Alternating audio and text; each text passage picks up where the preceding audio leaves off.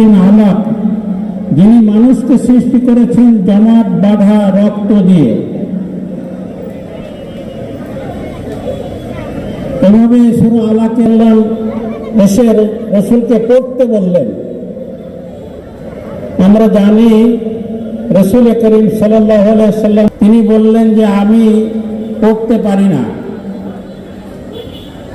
এতেই বোঝা যায় যে রাসূলের সামনে জিবরাইল আলাইহিস সালাম একটি লিখন পেশ করেছিলেন, দেখে পড়তে বলেছিলেন। তো বারবার তাকে বলা হচ্ছিল আপনি পড়ুন, আর একই উত্তর দিচ্ছিলেন যে আমি পড়তে পারি না। এরপর জিবরাইল পড়লেন, রাসূল তার সাথে সাথে পড়লেন। এরপরে তিনি ভীত সন্ত্রস্ত হয়ে বাড়িতে ফিরলেন। হযরত খাদিজা রাদিয়াল্লাহু তাআলা আনহাকে তিনি বললেন যে আমাকে কম্বল দিয়ে ঢেকে দাও, আমি আমার জীবন সম্পর্কে সন্দিহান। হযরতে খাদিজাতুল কুবরা বললেন আপনার সন্দিহান হওয়ার কোনো প্রয়োজন নেই, মহান রব্বুল আলামিন আপনার কোনো ক্ষতি করবেন না। কারণ আপনার মতো ভালো মানুষ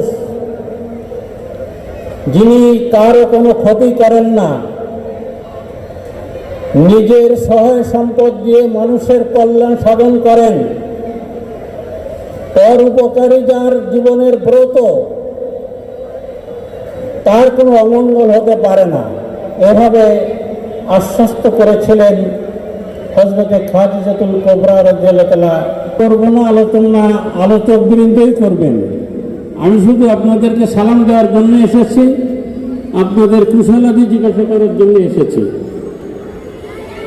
আলোচক বৃন্দ আলোচনা করবেন মানবতার কি কল্যাণ সাধনের জন্য রাসূল করিম সাল্লাল্লাহু আলাইহি সাল্লামের আগমন হয়েছিল সে সম্পর্কেই আলোচনা করবেন বৃন্দ। আমরা নিশ্চয় আলোচনা করবেন। যদি কল্যাণ লাভ করতে চাও তাহলে লাকাদ কানা লাকুম ফি রাসূলিল্লাহি উসওয়াতুন হাসানাহ। সব ক্ষেত্রে রাসূলকে আদর্শ হিসেবে মেনে নিতে হবে। সব কল্যাণের উৎস হচ্ছেন হযরতে মুহাম্মদ রাসূলুল্লাহ সাল্লাল্লাহু আলাইহি ওয়াসাল্লাম। তার আনিত বিধান যদি খাউফুন আলাইহিম ওয়ালা হুম থাকবে না, দুশ্চিন্তারও কোনো কারণ থাকবে না। দুনিয়া এবং আখিরাত কল্যাণে ভরপুর হয়ে যাবে। এই আলোচনায় আলোচক বৃন্দ করবেন।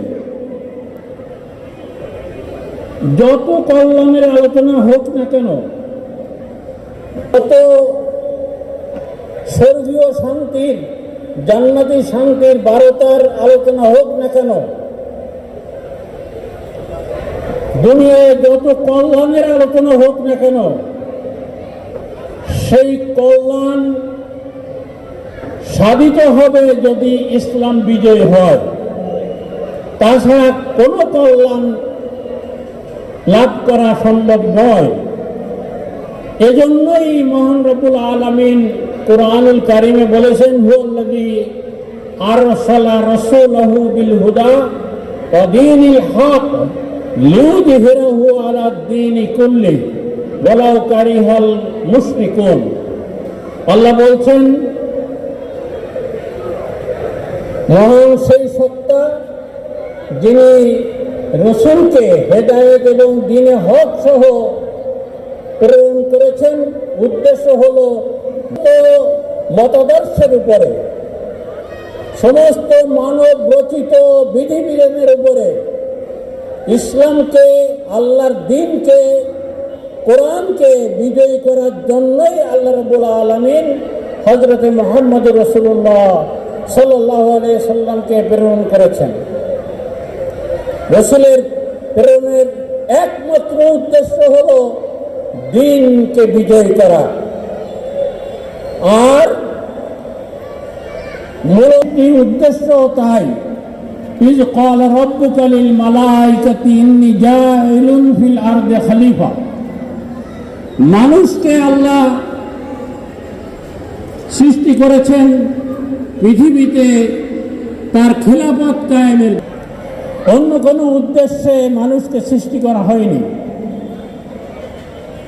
আল্লাহর বিধান অনুযায়ী পৃথিবী পরিচালনা করবে, এজন্যই সৃষ্টি করা হয়েছে। কোন পদ্ধতিতে, কোন নিয়মে মানুষ পৃথিবীতে আল্লাহর খেলাফত কায়েম করবে সেটা দেখানোর জন্য, নির্ধারণের জন্য আল্লাহ রাব্বুল আলামিন তার হেদায়েতের সাথে যুগে যুগে অজস্র নবী রাসূল প্রেরণ করেছেন। অজস্র নবী রাসূল প্রেরণ করেছেন। তারা দেখিয়ে দিয়েছেন যে এই পদ্ধতিতে তোমরা যদি তোমাদের আমলে জিন্দেগিকে গঠন করো তাহলে তোমরা দ্বীনকে বিজয়ী করতে পারবে।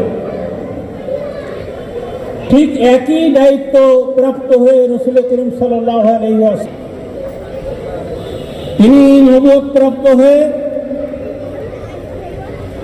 সেই দ্বীনের মূল মন্ত্র তিনি কাফেরদের সামনে পড়েছেন, কুলু লা ইলাহা ইল্লাল্লাহ তুফলিহুন। তোমরা বলো আল্লাহ ছাড়া কোনো ইলাহ নেই, তাহলে তোমরা দুনিয়ায় কামিয়াব হবে, সফল হবে। অন্যথায় কোন পদ্ধতিতে তোমাদের জীবনে সফলতা আসবে না।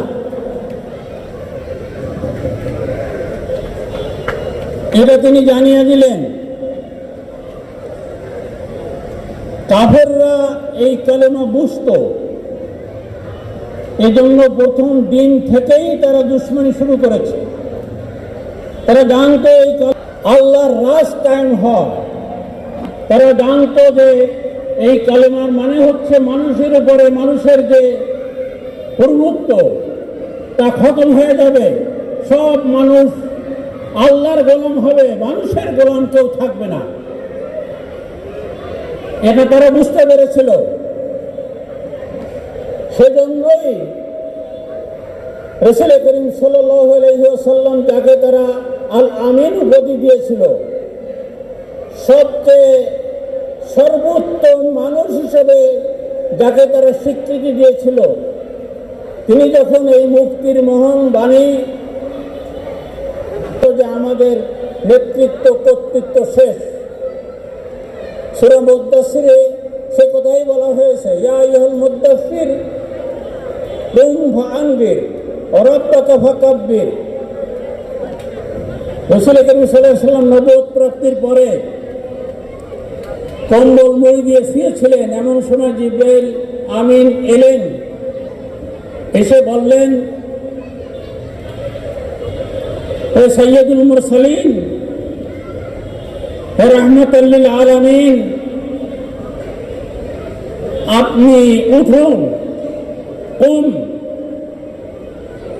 ইয়া আইয়ুহাল মুদ্দাসসির, আপনি যে চাদর মুড়ি দিয়ে কম্বল মুড়ি দিয়ে শুয়ে আছেন, এই কম্বল মুড়ি দিয়ে শোয়ার জামানা আপনার শেষ। 40 বছর পর্যন্ত এই সুযোগ আপনার ছিল। আপনি এখন নবুয়ত প্রাপ্ত হয়েছেন, দিন বিজয় করাই আপনার এখন মাকসাদ। অতএব এখন আর শুয়ে থাকতে পারবেন না। উঠে দাঁড়ান, ছুঁড়ে ফেলুন কম্বল, এবং মানুষের দরজায় যে কড়া নেড়ে নেড়ে তাদেরকে ভয়ঙ্কর পরিণতি থেকে সাবধান করুন, ভয় দেখান জাহান্নামের। ওরাব্বাকা ফাকাব্বির, এবং ঘোষণা করে দেন যে এই দুনিয়ায় আল্লাহর শ্রেষ্ঠত্ব ছাড়া আর কেউ শ্রেষ্ঠত্ব চলবে না। কোন রাজাধিরাজ কোন কওমের সর্দার, কোন দেব দেবী কে শ্রেষ্ঠত্ব এখানে চলবে না, শ্রেষ্ঠত্ব চলবে আল্লাহর। এই ঘোষণা আপনি দিয়ে দেন। তো কাফেররা এটা বুঝে ফেলেছিল, এইটা আর কোন মানুষের মাতব্বরি সর্দারি চলবে না, রাজত্ব চলবে না, রাজত্ব চলবে আল্লাহর। মানুষ হবে মানুষে, আল্লাহর গোলাম মানুষের গোলাম হবে না। তো মানুষের সম্পদ লুট হবে, পাহাড় গড়ার কোনো সুযোগ আর থাকবে না। বোকানাঙ্গা মানুষের আহার মুখের থেকে, গ্রাস মুখের থেকে কেড়ে নিয়ে বিলাসবহুল জীবনযাপন করা যাবে না। হ্যাঁ, এটা তারা উপলব্ধি করতে পেরেই এই প্রতিষ্ঠিত প্রতিপত্তি সম্পন্ন লোকেরা রাসূল করিম সাল্লাল্লাহু আলাইহি ওয়াসাল্লামের বিরোধিতা করেছে।